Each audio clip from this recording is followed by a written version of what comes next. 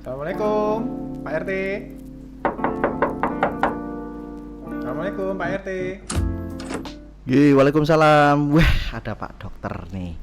Iya nih Pak Habis RT. pulang dari mana Pak Dokter Ki? Ini Pak RT, saya ini mau sowan ke rumahnya Pak RT. Itu saya ada keperluan nih. Saya mau mengajukan praktek di rumah. Wah, praktek. Iya. Oke, yuk lenggah dulu. Iya. Yes, oke. Matur nuwun. Siap. Ini apa nih yang mau bisa dibantu apa dulu nih? Iya, ini Pak RT mau Duh. ngajukan apa? Ya surat perizinan lah. Oh, surat Kula nuwun perizinan. sama kesepuan di tempat sini. Oh, gitu. Kalau saya Tapi- mau buka praktek di rumah. Tapi bukan izin yang itu toh. Izin apa? Izinnya cuma buka praktek. Lah kok. soalnya ini pakainya plane lho, airmail lho. Ini kayak pesawat iki yang ngirimnya aduh-aduh iki. Ngirimnya jauh-jauh. Enggak. Saya cuma izin praktek aja, Pak. Oh, izin Saya nggak praktek. izin yang lain. Ini yang di dekat sini ya, berarti ya. Betul Iya, ya? betul. Oh, gitu. Ini tak buka dulu ya, sama tak buka dulu. Monggo Pak RT. Siap. Tapi sudah berapa lama ini baru mau mulai praktek atau sudah Baru berapa mau lama? mulai praktek.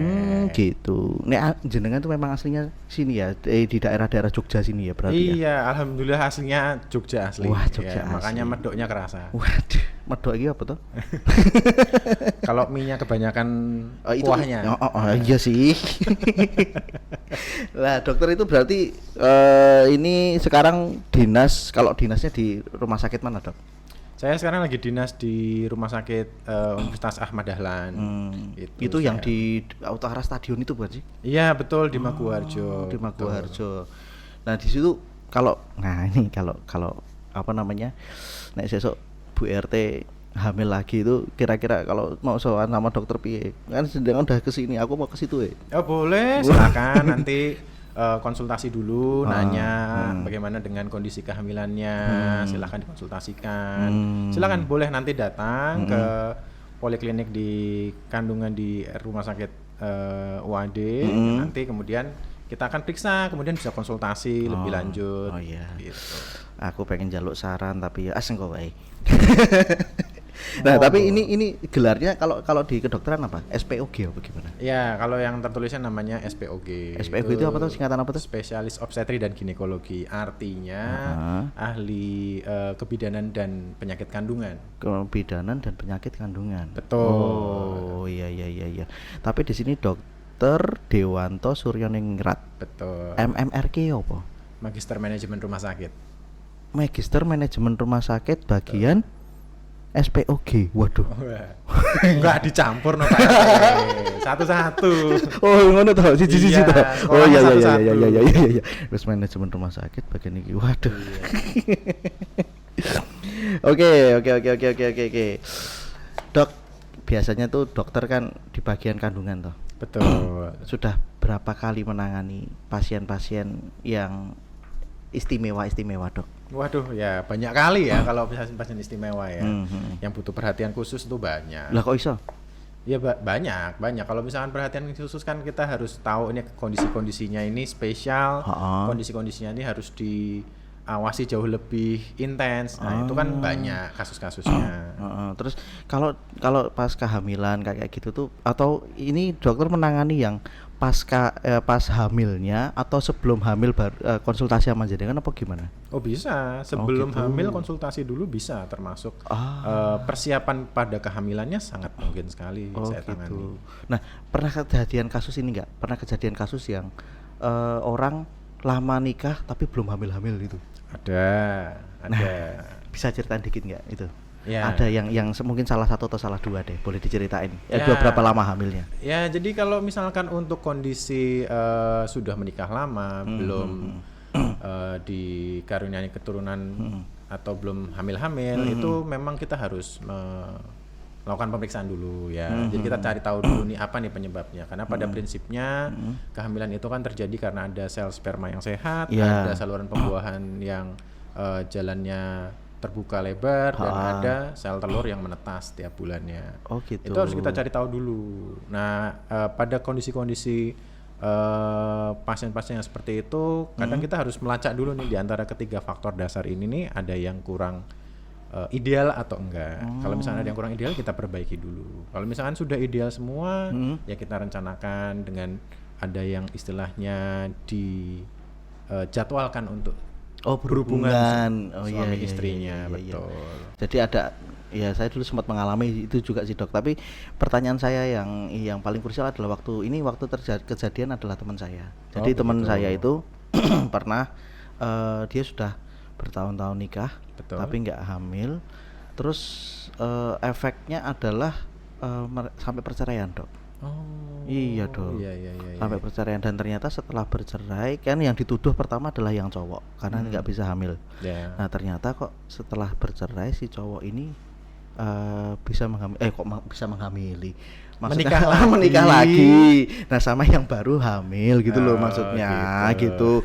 Nah tapi sampai malah tadi menghamili. Pak RT gitu loh. Lah aku terlalu banyak ini ya dok, terlalu banyak keluhan tentang pernikahan di luar kehamilan di luar nikah itu. Wah itu ya jangan kita normalisir lah itu ya. Kondisi yang tidak ideal, abnormal. Dok kayak gini dok, aku ini kan Bu RT kan juga kemarin kan pas anakku lahir itu kan dia kan sesar. Oh begitu. Nah sesar. Nah ini kita baru mau program dan istriku itu Bu RT ini was-was. Besok apakah sesar lagi? Apa bisa normal? Nah itu kira-kira gimana dok? Kalau ada istilah kalau di kedokteran yang pernah saya baca tuh ada VBAC. Itu VBAC itu apa tuh dok? Nah ya, mari saya jelaskan. Jadi ini loh. VBAC itu adalah singkatan dari bahasa Inggris yang kepanjangannya adalah vaginal birth after Caesar. Jadi artinya persalinan secara lahir normal setelah ada riwayat persalinan sesar sebelumnya. Jadi kayak persis kayak Bu RT kan. Iya. Nah, itu tuh seperti apa? Jadi pada prinsipnya adalah sebuah persalinan yang kita lakukan terhadap seorang wanita hamil yang memiliki riwayat persalinan sesar sebelumnya. Nah, di situ tuh memang bukan sesuatu hal yang mustahil, masih sangat mungkin terjadi. Bisa. Oh, banyak pasien yang seperti itu. Sering. Gitu. Jadi saya sering menangani persalinan normal yang dahulunya riwayatnya persalinan sesar. Gitu. Itu tapi jaraknya harus berapa lama dok? Apakah misalnya 1 tahun itu bisa atau gimana gitu? Ya, jadi kalau untuk jaraknya secara keilmuan itu jarak dari persalinan sesar sebelumnya dengan awal kehamilan berikutnya itu paling sedikit itu jaraknya 18 bulan atau 1,5 tahun. Alhamdulillah wis iso iki. Jaraknya berapa Pak RT anaknya? 6 tahun. Bisa. Masuk wae kok. Iya. Waduh, nah iki wedange teko iki, wedange teko. Alhamdulillah. Ini nun sewu yang nganterin yang biasa juragan di belakang. Nah, nun sewu. Matur nuwun. Oke, matur nuwun ya Mas Bro ya. Masuk kamera lho jenengan. Terus sebenarnya apa aja sih? Monggo Dok diunjuk dulu enggak apa-apa, diunjuk dulu ya. Ini dapat gelas dari Wade nih, dapat kiriman. Saya kan kemarin ngecek kontrol istri ke sana juga. Ya, keren nih gelasnya. Muknya. Keren banget. Nah, kemarin sempat nyonyor nih bibir juga. Kenapa, Mas? Kenapa Pak RT? Tiba dijahit nang kono, Mas. Oh, gitu ya. Nah, terus kita kembali ke VBAC dulu nih. Iya. Sebenarnya faktornya itu apa aja toh yang bisa seorang wanita tuh bisa menjalani VBAC itu gimana toh? Oke, jadi kita akan membicarakan namanya syaratnya. Syarat dan ketentuan yang berlaku. Betul. Oke. Ya kayak bonus ini aja ya, kuis ya. Syarat dan ketentuan yang berlaku. Oke. Ya, jadi kalau untuk tadi kan saya sudah menyinggung yang pertama ya. Jadi ada riwayat persalinan sebelumnya jaraknya 18 bulan. Jadi kan kalau istrinya Pak RT kan 6 tahun ya. Oke, jadi masuk banget. nih. Masuk banget. Oke. Terus yang berikutnya adalah persalinan atau kehamilan yang ini itu presentasinya itu yang di bawah adalah kepala. Jadi bukan sungsang. Oh, gitu. Ya, terus yang berikutnya lagi adalah tidak didahului adanya ketuban pecah lebih awal atau ketuban pecah dini. Oke. Ya. Itu yang ketiga. Ya. Terus habis itu ada yang namanya ketebalan dinding rahim. Nah, ngeceknya piye, Dok? Nah, itu lewat USG. Oh, USG 2 di dimensi USG. sangat memungkinkan. 2 dimensi sangat memungkinkan. Bisa. Oke. Ya, jadi hanya dengan USG 2 dimensi kita bisa tahu seberapa tebal rahimnya yang walaupun dulunya adalah riwayat sesar. Kalau ketebalannya cukup, dalam bahasa literatur yang kami acu adalah di atas 0,4 cm. Di atas 0,4 cm. Nah, jadi kalau kurang dari itu, terlalu tipis, itu berisiko untuk persalinan normalnya. Sangat berisiko berarti. Berisiko. Oke. Gitu. Terus kemudian tidak ada riwayat persalinan macet sebelumnya. Jadi misalkan dulu indikasi sesarnya karena sungsang misalkan, bisa. Atau misalkan dulu indikasinya karena ada gawat bayi gitu. Gawat bayi itu piye? Jadi denyut jantung bayinya itu tidak teratur, Oh, kurang oke, baik. oke. Gitu, Gawat dalam bayi itu ya istilahnya Ya, ya. jadi ada seperti itu. Itu bisa. Tapi kalau misalkan ternyata persalinan sesar sebelumnya indikasinya adalah karena persalinannya macet, ya sudah ada pembukaan, tiba-tiba pembukaannya macet, nggak nambah lagi, kepalanya nggak turun lagi, jadi kan persalinan macet gitu. Itu atau misalkan ada diagnosis dari dokter kandungan sebelumnya ternyata ukuran panggulnya terlalu kecil gitu. Oh, ukuran panggulnya terlalu kecil. Ya, itu tidak bisa untuk persalinan normal lagi. Jadi ada syarat-syaratnya yang harus kita penuhi. Oh gitu. Nah, anakku itu dulu tuh presbu soalnya, Dok. Oh, sungsang berarti Susang. ya. Enggak gelem malik. Geleme ndodok. Lah dikon malik karo ibune ora tau gelem ya, Dok. Senengane ndodok mesti turu bapake. Ayo. Kok ngerti loh. Gini Dok, kan dulu kan sering banget toh apa namanya kalau misalnya anak tuh nggak mau balik gitu kan sama ibu mertua tuh kan juga dikasih tahu. Ambok karo jengking ya, sampai istriku tuh bilang gini, kesel boleh jengking gitu. Anak era gelem balik katanya gitu. Iya, itu salah satu tipsnya memang kalau gitu. misalnya sungsang, betul. Nah, kalau misalnya nih kejadian misalnya ini kita lewat dulu dari VBAC dulu ya, Dok ya. Betul. Misalnya gini, ada yang kelahirannya itu misalnya kayak tadi sungsang. Yeah. Masih bisa dilihat dari 6 bulan 7 bulan itu sebelum kehamilan, sebelum kelahiran itu kan masih bisa terlihat. Oh, ini masih bisa diusahakan. Caranya mengusahakannya biar bisa normal itu piye, Dok? Ya, jadi kalau penilaiannya itu di atas hamil 7 bulan atau di atas 28 minggu. Itu adalah kita menilai ini posisinya masih sungsang atau kepalanya sudah bawah. Kalau misalkan posisi masih sungsang, ada latihan yang bisa dikerjakan oleh ibu hamil, yaitu namanya knee chest position. Jadi kayak posisi sujud. Kalau kita sujud sholat itu kan bertumpu pada dahi. Iya. Nah, ini bertumpunya pada dada di atas. Kita mengerjakannya di atas kasur. Jadi kan medianya empuk gitu ya, nggak keras, nggak kayak di lantai. Dan itu dikerjakan sesering mungkin dalam sehari dan waktu untuk bersujudnya itu mendekati 5 menit. Oh, gitu. Tapi kan namanya hamil ya, perutnya gede, menekan lambungnya. Jadi kadang posisi sujud lama-lama nggak nyaman. Ya sudah, kalau nggak mendekati 5 menit, misalkan cuma bisa 30 detik atau 1 menit nggak apa-apa. Nanti gitu. Kalau sudah kondisinya nyaman dilakukan lagi. Oh, ya pantas kemarin bojoku tuh nggak bisa seperti itu, Dok. Kan tadi syarat satunya adalah harusnya alasnya itu harus empuk. Lah nggone aku iki nganggone iki ya sleeping bag ya. Waduh. Lagi camping toh ternyata ya. Lah piye saking seringnya jalan-jalan kayak gitu itu, Dok. Nah, ya gawan bayi ya. Pengennya jalan-jalan terus. Ora gelem nang omah. Turun bapakne bar kuwi. Nah, Dok, ada yang cerita sukses nggak, Dok, kalau yang masalah VBAC ini, Dok? Oh, banyak.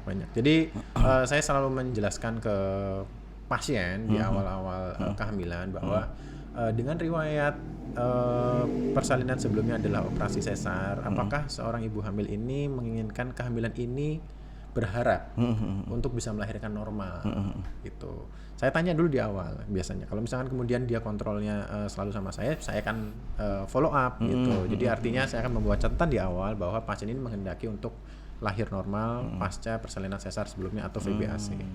Nah, nanti dari kontrol ke kontrol akan saya follow up. Nah, kalau misalkan dalam perjalanannya syarat-syaratnya itu terpenuhi, ya saya akan berikan semangat gitu bahwa silahkan nanti ditunggu di usia kehamilan cukup bulan, kemudian kenceng-kencengnya terjadi sendiri. Kalau memang iya, silahkan datang ke fasilitas kesehatan tingkat 2 atau rumah sakit untuk melakukan pertolongan persalinan. Oh gitu. Jadi kalau misalkan pasien berharap, kemudian kita follow up, kemudian ternyata ada kenceng-kenceng alami muncul sendiri, setelah kita evaluasi ternyata memang tidak ada hal yang membahayakan, kita akan lanjutkan persalinan normalnya. Oh gitu. Terus kalau kayak gitu ada resikonya nggak dok? VBAC ini sebenarnya? Ya, namanya risiko itu kan teori di atas kertas ya. Jadi namanya resiko kalau misalkan dengan riwayat persalinan sebelumnya sesar, maka rahimnya kan jauh lebih tipis karena dengan riwayat diiris nih sama operasi. Sama operasi yang pertama. Jadi kalau misalkan seperti itu, resikonya adalah rahimnya robek secara spontan dalam proses. Kelihatan umurnya nih ya. Era-eranya Komeng ya.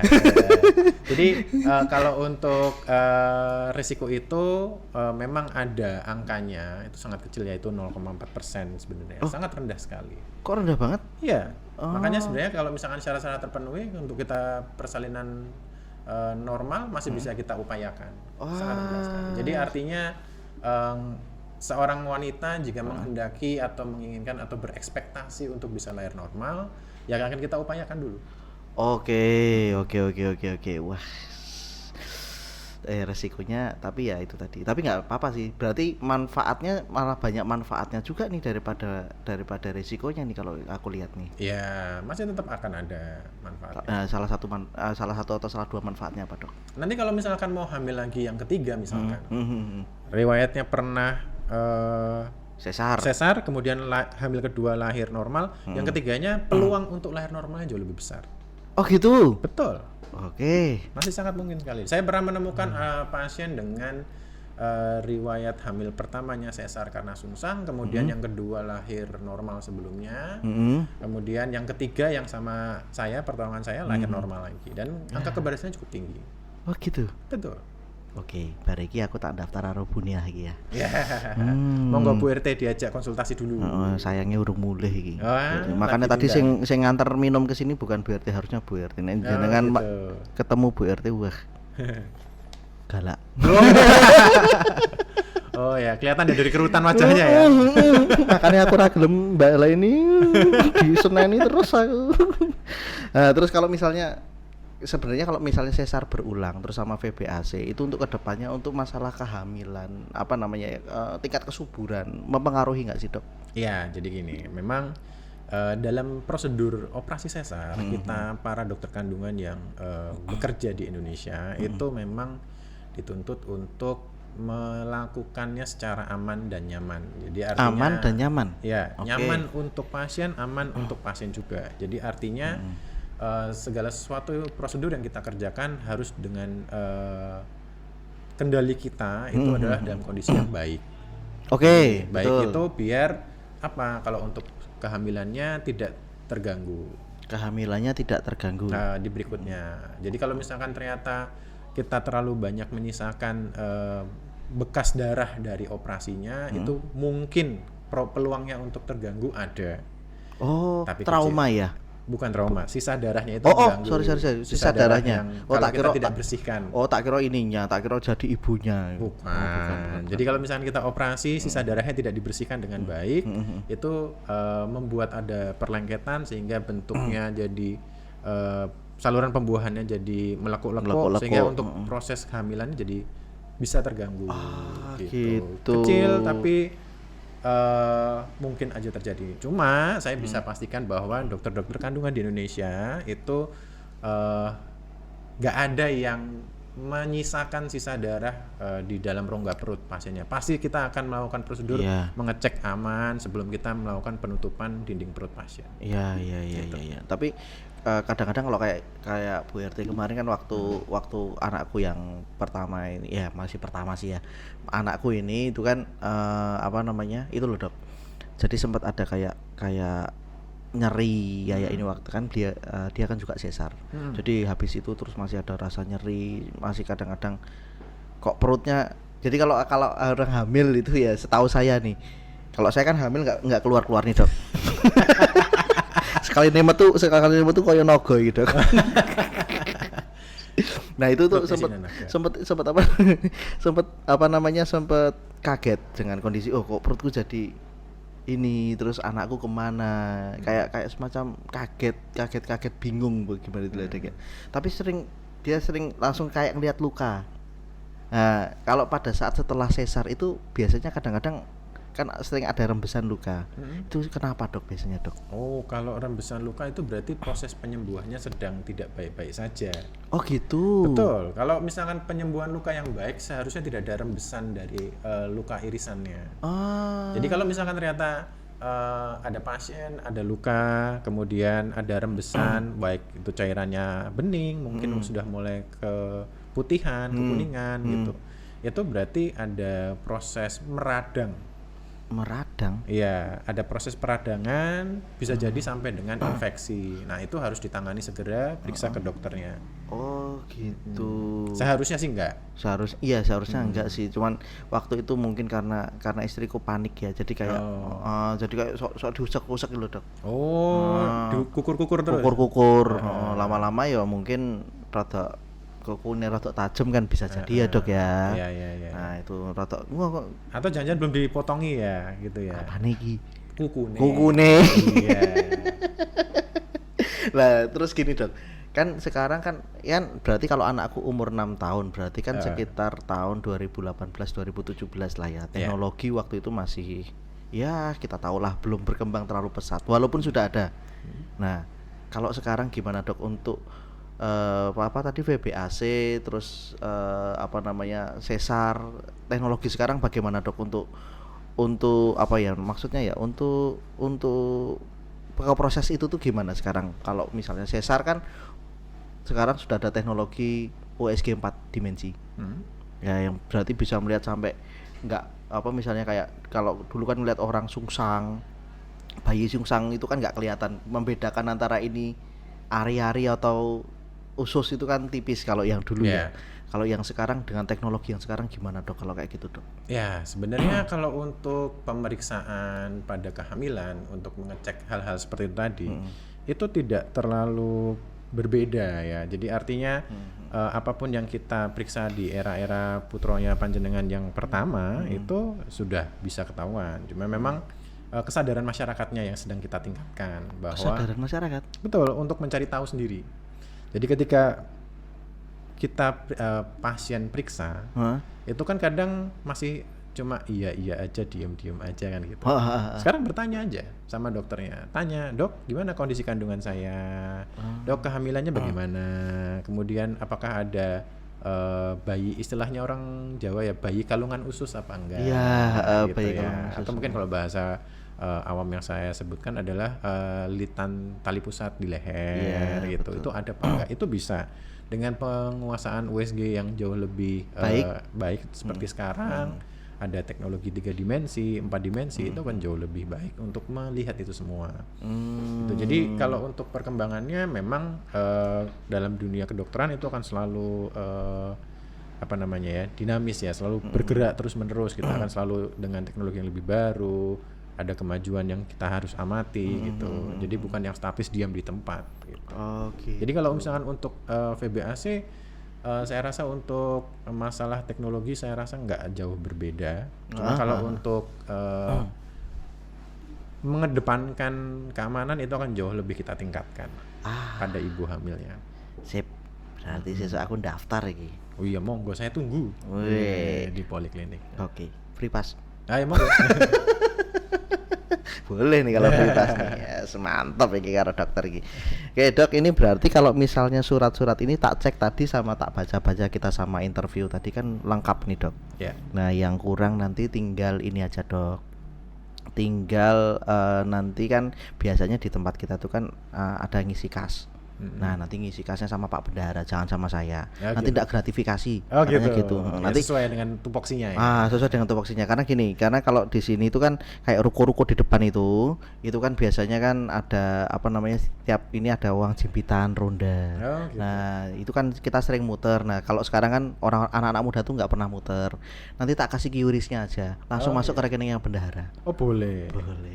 Gitu. Gitu. Teknologi itu yang sangat harus dimanfaatkan. Nah, kan kalau jenengan tadi bilang di ininya jenengan tadi kan teknologinya untuk VBAC sama operasi sesar. Masa Pak RT nggak punya teknologi? Wah, Nah, mantap. mantap. Tapi saya nggak mau periode berikutnya. Kesel. Lah kok udah pensiun? soalnya sok dikomplaini, aku wis males dikomplaini warga soalnya. Oh gitu ya. Iya. Ya nanti kalau ini urusannya sama Pak Bendahara. Oh anjir. Ini berkas-berkas tak tanda tangani dulu biar nanti masuk arsip. Nah, oke, siap. Nanti biar masuk arsip, terus nanti tinggal diajukan ke dinas terkait aja. Ini data tanda tangan. Siap. Nanti aku tak daftar ya, Dok ya. Boleh, saya tunggu nanti di Politik Kandungan, Rumah Sakit UAD ya. Nanti yang di sini kalau pas ini aja, nek pas apa jenenge? Nek pas lagi arep rasan-rasan karo dokter ya aku tak rene. Oke. Kita ngopi-ngopi boleh toh, Dok? Bisa. Saya maunya hanya kopi hitam. Kopi hitam. Oh, pahit tuh, Dok. Enggak toh. Lebih pahit masa lalu kita.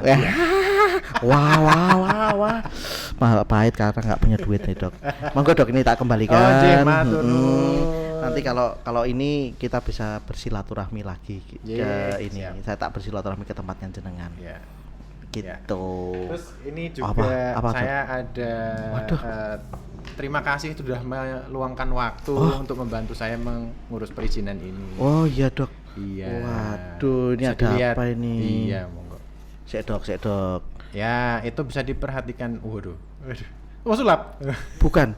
Kuratibo. Iki apa, Dok? Kok ada Ramak kelunting ya? Ramak kelunting. Nah, ini kok ada ini, gambar mata. Ini apa nih, Dok? Jadi ini adalah voucher atau gift ya untuk diskon pemeriksaan medical check up ya di RSUAD. Kemudian yang berikutnya ini adalah diskon untuk USG 4 dimensi. Nah, yang ini terakhir itu adalah diskon untuk pembersihan karang gigi atau scaling. Oh gitu. Iya. Jadi ada ininya ya. Iya. Nanti kalau yang pada nyimak rumah Pak RT ini pasti dapat ini nih.